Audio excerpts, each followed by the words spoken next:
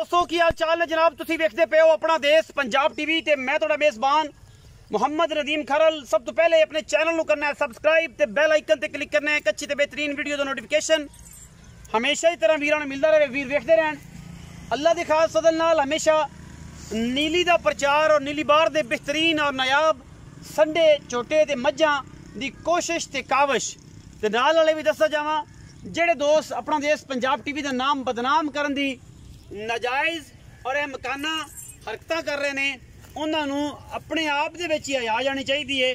बाकी ज़्यादातर समझाण दी ते कहण पुजन दी लोड़ कोई नहीं। इन्नी की बड़ी है समझदार होणगे तो इंशाल्लाह नेक्स्ट टाइम इस तरह का काम नहीं करते।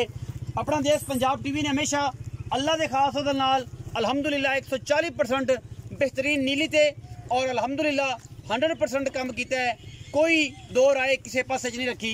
कैमरे की निगाह दे विच अज एक तुहाडे वास्ते बेहतरीन ब्रीडर लैके हाज़र होए हैं और जनाब ब्रीडर कैमरे की निगाह दे विच पूरियां तसलियां असी करवा रहे हैं। मुँह तो 6 दंद है और जनाब ब्रीडर की खूबसूरती सिंग कतरी कतरी किंगरी वाला और खूबसूरती और नायाब हीरा ये ब्रीडर प्योर नीली दा।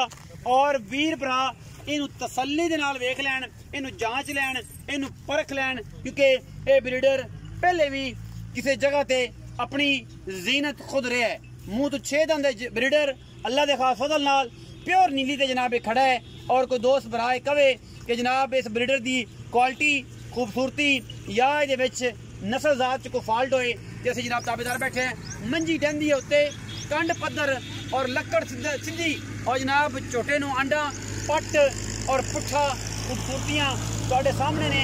कैमरे की निगाह दे विच हर उस चीज़ नूं मद्देनज़र रखा जाता है कि मेरे वीर भरा जानवर की तसल्ली इश्क और मुहब्बत नाल कर लैन और समझन कि जनाब वाकई अपना देश पंजाब टीवी ने नीली दे नायाब हीरे मज्जी होण गाई होण जनाब झोटे होण झोटियां होण बच्चे होण बछेरियां होण या घोड़े होण कोई भी चीज़ होवे अपनी इलाके की मुनासबत नाल नाल चीज़ां दा अल्हम्दुलिल्लाह कोशिश ते काविश करी दी है।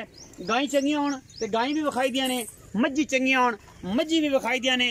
मज्जी नीली बार ते और जनाब घोड़ी भी रावी दी बड़ी मशहूर है और उहदे नाल नाल अल्लाह के खास फजल नाल साडी हमेशा काविश होंदी है कि असी वीरां वास्ते काम करिए। ए जनाब ब्रीडर लैके हाज़र होए हैं तुहाडे सामने। तारीफ अज कोई नहीं करनी क्योंकि चीज़ अपना आप खुद दसदी है और जनाब अपनी खूबसूरती और अपने मामलात ये सारे दे सारे ये ब्रीडर जड़ा है अल्लाह के खास फजल नाल अपना इश्क और मुहब्बत और प्यार नीली दे विच अपना आप खुद बना लेगा। और इंशाल्लाह वो वीर जेड़े नीली दे चंद ने ते टॉप लैवल दे ब्रीडर और टॉप लैवल दी बेहतरीन बफलोज और इन्हां दे विच मुहब्बत प्यार पा के अगर असी नीली ते ब्रीड करनी है तो अपना देश पंजाब टीवी तो अल्हम्दुलिल्लाह 110% अखा मीच के तुसी जानवर लवो और इन्होंने जनाब जितना भी दोस्त कहे कि नीली तो नहीं असी बैठे होवांगे। साडा काम ही अल्हम्दुलिल्लाह नीली बार दे विचों नीली दे नायाब हीरे इस बार दे कड़ कड़ के वीरां वास्ते लैके हाज़र होइए। झोटे तुसी खूबसूरती नस्लों जातों खानदाना वालों पूरा वेख लेना है। कतरी कतरी सिर किंगरी वाला बाकी बुछ बग्गी है खूबसूरती दे विच अपना आसानी कोई नहीं रखता। ब्रीडर बड़ा टॉप दा है और जनाब नस्लों जातों किसी किस्म की कोई कमी नहीं है। मुँह 6 दंद है और जनाब बड़े खूबसूरत मोलियां वर्गे पैर और जनाब चंगी जवानी और धौन सिंगी अख मुछ और जनाब चीन उतरे होया ये खूबसूरती नौर बधांदा है। लैने देने मुकद्दर होंदे ने। मालिक नाल गल्लां करांगे सारियां। मालिक थोड़ा उही पुराना बेली और अल्लाह के फजल नाल जेहड़ी भी चीज़ अगे भी लियांदियां ने दोवें झोटे अल्लाह के फजल नाल बड़े बड़े झोटे भी सेल हो गए और जनाब झोटियां तो लाइए कदे नहीं झोटियां आउट ऑफ सीजन है। मज्जी भी अगले पिछले दिन इसे खित्ते च लाइया ने अल्हम्दुलिल्लाह भी सेल हो गई। बाकी कद बुत ते तुहाडे सामने झोटे दा खूबसूरतियां कद ते बुत ते नस्ल ते जात बिल्कुल सामने और ये जे जवान और ये जे हीरे नायाब नीली बार दे कदे कदे ही वीरां भरावां दी नज़र हुंदे ने। बाकी कोई कमी नहीं।